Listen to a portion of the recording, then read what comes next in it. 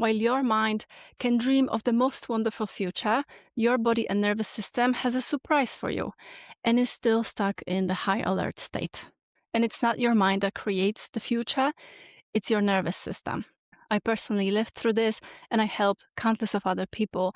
And in this video, I will show you how your nervous system is really limiting you from experiencing what you're trying to manifest and why it's really the only reason it's still not here. And if you wish to manifest your dream life, you cannot really think your way to the highest timeline. You have to feel into it. So let me show you how. When we keep adding to our life more responsibility, more things that require our energy and engagement, more money that require more management, more loved ones and friends who require time, quality time with us, the nervous system just looks at all this and is just frowning. Are you kidding me? We cannot afford this energetically. We are not used to it and we have no capacity for this. Stop calling in more. We are not ready for this. It's like when we keep buying stuff, but we just have a studio apartment and we cannot possibly fill everything that we bought into this small space. And the only reason why the things that you're calling in, what you're trying to manifest, isn't here yet is because you are not ready to receive it. You don't have the capacity to hold it yet.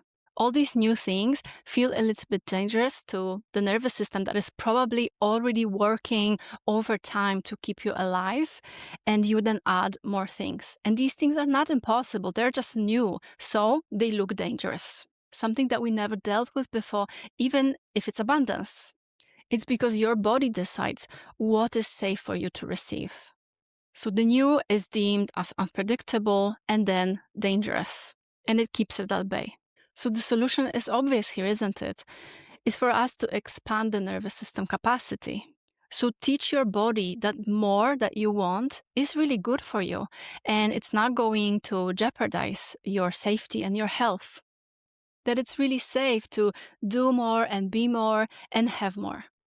If what you wanted was safe to receive, it would already be here.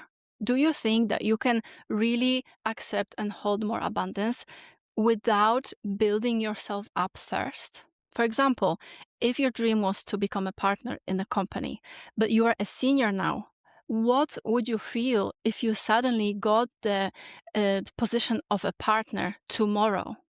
Would you be ready, or would you just panic and be scared because you're not prepared for the role? If someone came along and just handed you everything you ever wanted, you wouldn't have the strength that comes with building it yourself. And the strength is what allows you to keep it and to multiply it further. You are the captain of this ship, and the success also comes from within you. So really trust this building process because it's preparing you for what you need to handle next. So in order to improve our life, of course, first, we have to really believe that the better things are out there, that they are possible for us. And take the moment to think of at least 3 things why you think you cannot have this thing. This kind of simple practice will help you to see the fears that are beneath there. And you will also soon realize that they're not really realistic. Like the chances of these worst case scenarios happening are very, very slim.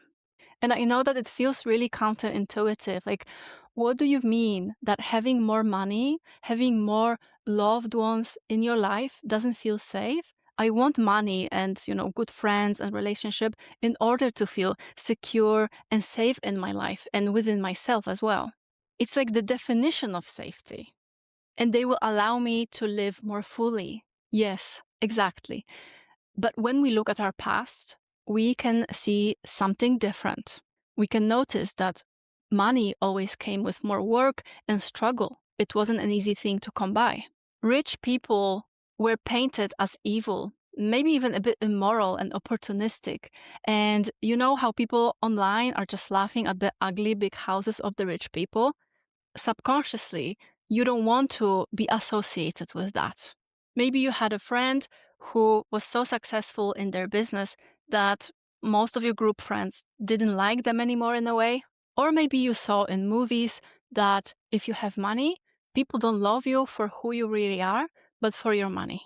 So there's a plenty of evidence and narrative from the past that suggests that money is somehow not that good of a thing, that it will make you feel rejected and abandoned. And subconsciously, there is this fear that if we can buy a large sum of monies, these things can happen to us too.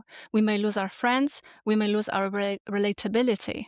So subconsciously, we are all scared of this loneliness and rejection, and maybe not even being accepted by our tribe anymore.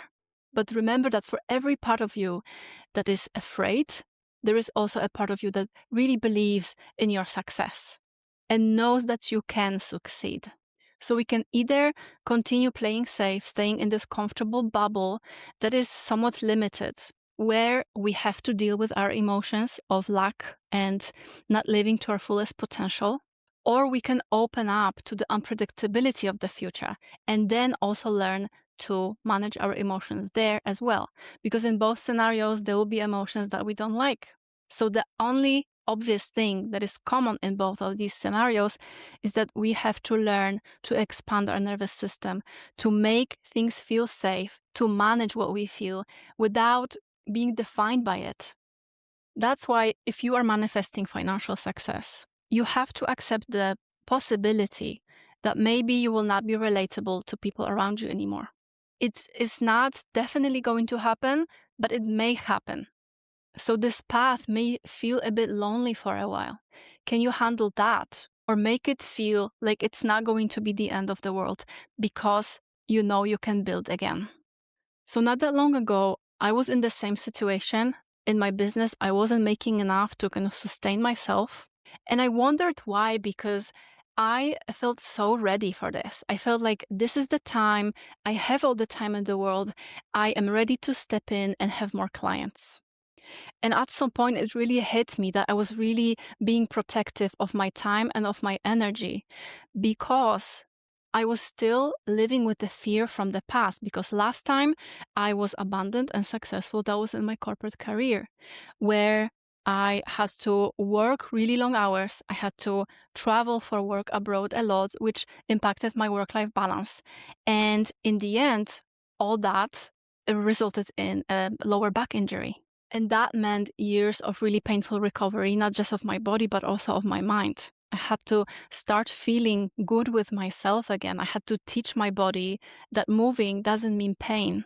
So even though I felt ready, the past experience was still dwelling in my body, which meant that if I work more, if I have more clients, that also equals, less work-life balance equals lower back injury. That was what my nervous system was still associating with, hard work and abundance. And it wasn't until I understood it, like it hit me like a rock, that I have to teach my body emotionally that more work doesn't mean that I'm going to have back injury again, that it doesn't mean that I'm going to lose the balance, that I'm going to constantly work. It doesn't mean that. So look if there is something like that, the past narrative and the history interpretation that you feel that the thing that you want kind of prevent you from getting these things. When you're going through this emotional turmoil, when you're asking for more, there will be a backlash from certain parts of yourself that don't really agree with that. And this is the way the universe tests you. I also talk more about this in the video right here. This test gives you the opportunity to act like someone that you claim yourself to be, the one that you say you are. And if there is the mismatch between who you claim yourself to be and how you behave, you will definitely keep repeating the same lessons until they stick, until you learn from it. Because you cannot go to like the next level until you combat this boss, which is your nervous system, not really believing that what you're calling in can be good to you. One struggle that I still have is growing this YouTube channel. As someone who is a successful YouTuber, I should be chilling, creating my videos, and not check analytics that much, but just be grateful that there are so many people who enjoy my videos and subscribe to my channel. Like, I've never had that before. That's amazing. It feels amazing. However, my nervous system is still wired in the lack. And the ego has a habit of constantly checking, analytics, how the video is performing, and so on. It keeps reminding me, this is a test. Am I going to play it cool and not react and be like, okay, I see you, ego. I understand, but that's not who I am anymore. Or am I just going to give into it? This is the ego habit that is rooted in survival for this unknown, unpredictable future. The habit of someone who didn't have enough. And awareness solves this. When I remind myself that I am, never affected by what I feel and by what happens in my circumstances. The only thing I need to do in this moment is to notice that this is the habit, that I experience the urge, and acknowledge it and let go of it. Awareness alone reminds me that I am safe, that what comes up is just a shadow of the past. And the anxiety I'm feeling is simply the ego's response to the openness of my experience, because it literally has no idea what's going to happen, so it panics. And it's only natural. This is its only job, which is survival, and it's trying to protect me. Self-sabotage is very often just self-protection. Our nervous system is chemically and habitually addicted to struggle that we used to live with. It is rooted in the fear of our survival and also in the scarcity of time. Like, we don't have time. We have to get things right now. But there is time. There is also safety in the openness. When you remind yourself that you are indeed always safe. You are the I am, awareness of being that notices everything and experiences everything and knows the experience. By knowing, I mean is aware of. And it's never really affected by what we feel or what happens in our circumstances. In one of her songs, Rihanna sings, "Turn your face towards the sun and let the shadows fall behind you." We are not here to ignore what's happening, what we feel, and so on. We are not ignoring our experience. But don't ask why you feel certain things, why it's not here. Ask where. Where do I feel it? To feel what is here and just move on, to root ourselves in safety. And we will never be rid of shadows completely. This is a fantasy that if we get something, we will forever be free and peaceful and happy. This will never leave us, because the universe has this nature of evolving. We are always going to strive for the higher level. And manifestation will never really give you that. It's not about feeling better. It's about becoming better at feeling. And of course, where there is light, there will always be shadow. And the closer you get to the source of light, which is awareness, which is, your true nature and your creative power, the bigger the shadows on the wall become, right? But instead of facing the shadows, we should face the light and let these shadows just be there. Let them fall behind you. Because it's really when we try to avoid or reject the feelings that we have, is that we solidified them. We are giving them power, because opposing the mind energizes it. When we are unconditionally kind to what we feel, we are being unconditionally kind to ourselves and to our lives, and also to our own vulnerabilities. And vulnerabilities are the emotions that we just keep avoiding. This is the purest form of self-acceptance.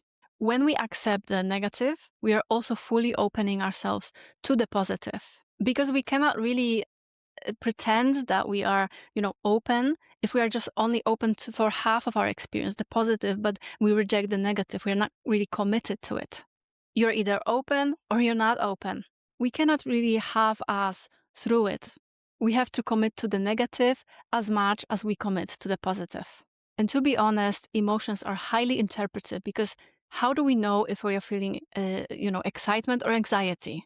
Someone will say that they are sad, another person will say that they are tired. But the feelings are the body sensations, and they are non-interpretive. They are more human, they are tangible, you can locate them in your body, and they become real and less overwhelming, because you can face something that exists in the tangible form.